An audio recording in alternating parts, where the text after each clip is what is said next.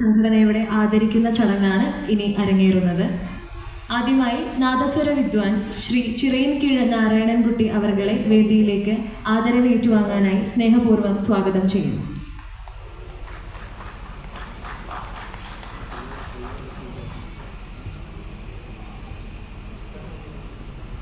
പുരസ്കാരം നൽകുന്നതിനായി ശ്രീ പല്ലാവൂർ കൃഷ്ണൻകുട്ടി ആശാൻ അവർകളെ ബഹുമാനപൂർവ്വം വേദിയിലേക്ക് സ്വാഗതം ചെയ്യുന്നു.